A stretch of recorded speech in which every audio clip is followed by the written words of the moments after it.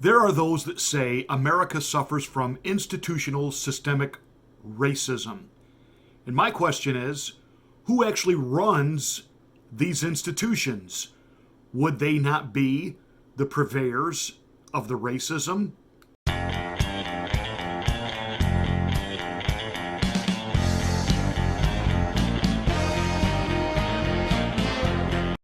Nearly 1 year ago, last summer, our nation was almost virtually burned to the ground over claims of Black Lives Matter, institutional racism, and we need change and we need it now. And we know that most of what was going on was not quote unquote mostly peaceful protesters.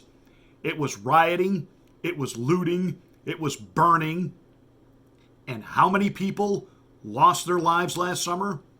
How many people lost their livelihoods? How much of our country was ravaged and destroyed and egged on and spurred on by political activists who were using it not because they really cared about the so-called issue or plight of people, but rather as a way to drive yet another wedge between the American people and then President Donald Trump, and they used it and they exploited it for political purposes, thus even canceling 4th of July celebrations around the nation, which had nothing to do with COVID. It's an outdoor event. Had nothing to do with a virus. It's an outdoor event. It had everything to do with local municipality leaders were worried that by having something, quote, patriotic, a group of people who were convinced that America is absolutely a racist country would show up, protest, and there could be violence. So the 4th of July virtually got canceled. That all said, I asked the original question: who is it that controls institutions? Liberals, by and large, control the government. Now, there are some state governments where it is still very much in Republican hands, but nationally now, the Democrats run the show. The Democrats, the liberal mindset runs corporate media. That would include not only the news, but the entertainment, what we see at the movies, the music that we hear, what we are allowed to be exposed to now online, which used to be one of the last bastions of the freedom of speech, is now very systematically being controlled, censored, censured, and banned. So again, those of you that are really concerned and you really believe that there is systemic racism in this country, who controls the institutions? White liberals. Again, they've done a great job at, pardon the pun, whitewashing their own history. But you do know the Democratic Party created the Ku Klux Klan. At the end of the Civil War and during the time of Reconstruction, it was the Southern Democrats, the Dixiecrats, who created the Ku Klux Klan to protect white sovereignty, the white race, white people. That was liberals. Let that sink in. I know this is history for some of you that you've never actually been taught. And again, liberals love to talk about a woman's right to choose, and they uphold Margaret Sanger as this great patron saint of feminism and women's rights and a champion of the people and founder of Planned Parenthood. Does anyone know what Margaret Sanger referred to black people as? Human weeds that needed to be, quote, exterminated. And so the founder of Planned Parenthood, a woman who believed in eugenics, the purifying of the races, who also believed in evolution, that not every race was fully evolved. She believed that there were subhuman races. Would you like to take a wild guess who she put in these so-called subhuman races? Black people. You ever notice that abortion clinics have very easy accessibility in poor minority communities? And as politicians, usually white progressive politicians, talking about the plight of black people, and they will kneel with them during the national anthem, and they will put their fist up, and they will say that Black Lives Matter, yet they bend over backwards to create, support, defend legislation and policies which are absolutely killing black America. Killing it. And one of the things that they love to do, it's not just about what they purport, it's about what they omit. In Rochester, New York, a week ago, 2 black youths burned a white man alive and burned him to death. Did you say utes? What is a ute? 2 youths. And they happened to be black, ages 14 and 16.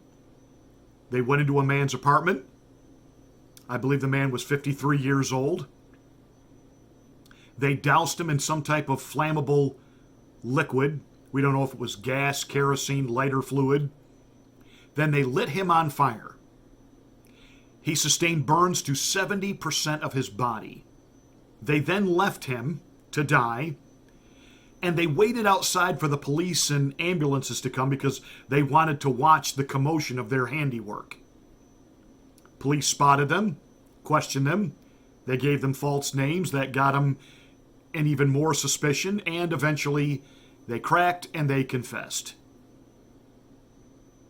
And these 2 black teenage boys, ages 16 and 14, will be tried as juvenile youths.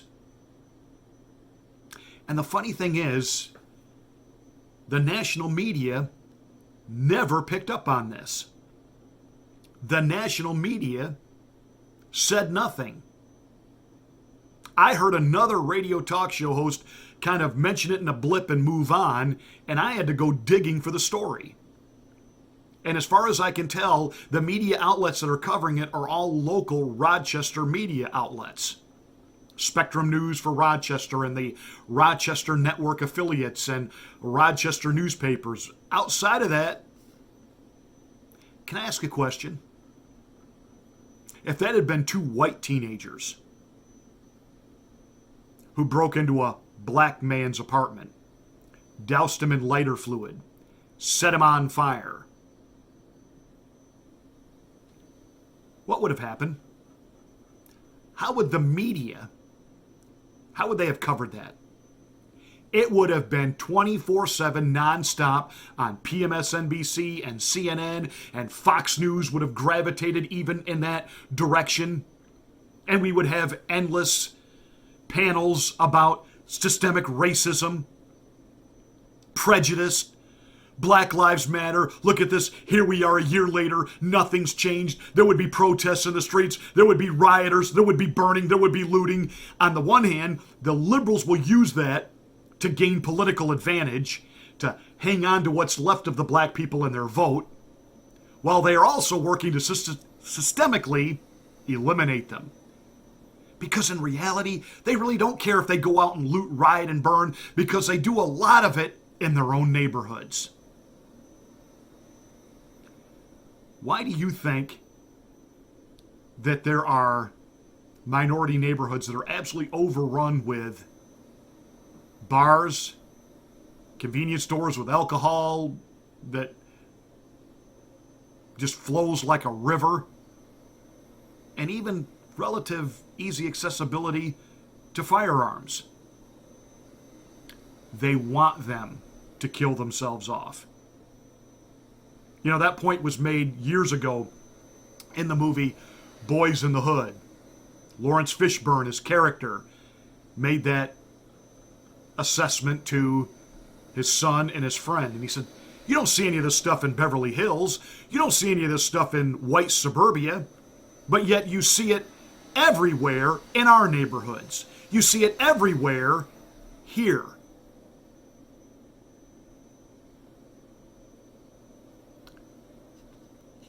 So these 2 young men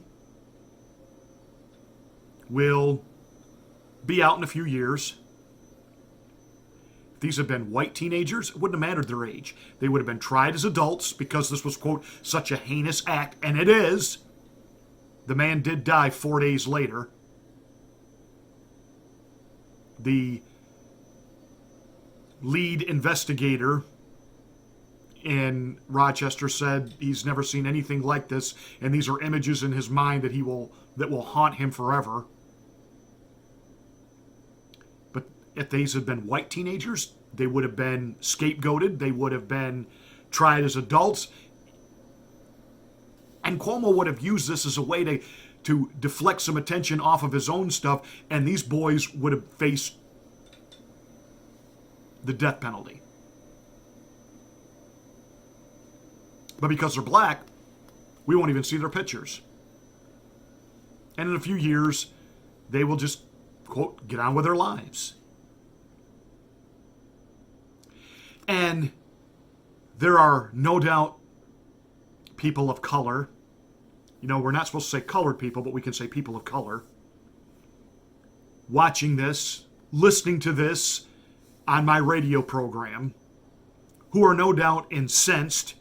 You're just another Rush Limbaugh knockoff wannabe racist. Really? Do you think that you and your attitude and the way you conduct yourself, do you think that you bear any responsibility for fueling the stereotypes? I spent a long weekend in Jacksonville, Florida. It's why I haven't been in production. And then on top of that, we dealt with a death in the family, and I'll say more about that at another time.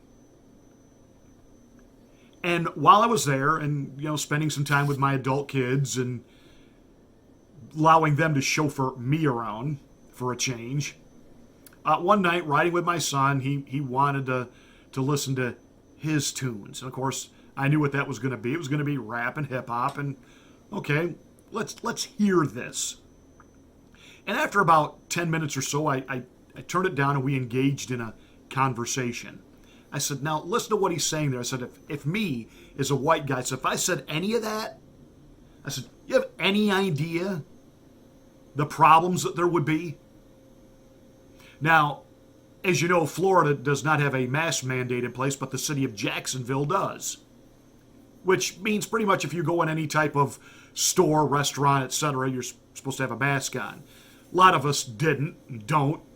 But it's funny, you would watch store clerks and people in restaurants, if you came in and you were white and you didn't have a mask on, they might actually say something to you. Most of the time they didn't, but they might actually say something to you. And in the snobby barista type shops, they definitely did. Sorry, sir, you must have a mask on or I will not serve you.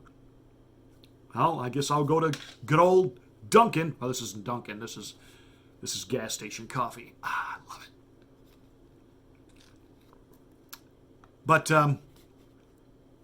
I noticed they said nothing if someone was black coming in, not wearing a mask. They didn't even say, sir, you must, they weren't going to get into it. And so as we're listening to this music, I said to my son, I said, listen to the lyrics. I said, every woman is a bee. She's a hoe. I said, throwing the N-word around like it's candy. And I said, they've got this music that projects this whole, I'm a gangster. I'll do as I want. You can't tell me. I'm living the thug life. I said, any chance that because this so permeates their entertainment, it becomes their voice, you don't think other people, I said, and not just quote white people, I said, have you ever talked to Hispanic people and how they feel about all this? Because I said, I have. I said, do you think that they are perpetuating and actually building the division and fueling racism? I said, because there are plenty of black people that I know that don't listen to this. And they are very successful, and whether it's in business or entertainment, and yet very still true to their culture and who they are. They're not sellouts. But I said, they don't like this. They don't want their kids liking this. And I certainly don't want them emulating this. But I said, because this becomes the noise and the theme and it matters. All it does is drop. And I said, now let's get into this from a theological standpoint. I said, the Bible says, I will create the fruit of your lips. I believe that very strongly. You speak things, and yes, our words have power. We talk many times, are you speaking blessing over your children? Are you praying for blessing for your children? Are you speaking blessing into your life? But if all you're singing about is the thug, drug, gangsta life, violence and nasty, and I said, do you not understand? They're literally speaking that into their lives. They're speaking that over their culture. They're speaking that over the generations. Maybe that's the fuel of the racism. But I know this. If there is institutional racism in this country, it's fueled by liberals. Case in point. Feminism. You can't sit through a Hollywood awards show and not hear about the disparity of there's not enough roles for women, and there's not enough directors, and there's not enough writers, and there's not enough producers, and the pay gap, the pay gap, the pay gap. And you listen to all these Hollywood starlets and stars lament this. Well, I'm sorry. I didn't realize that a Donald Trump or a Rand Paul or a Ted Cruz or even a Pastor Marty ran Hollywood. In fact, last time I checked, we don't.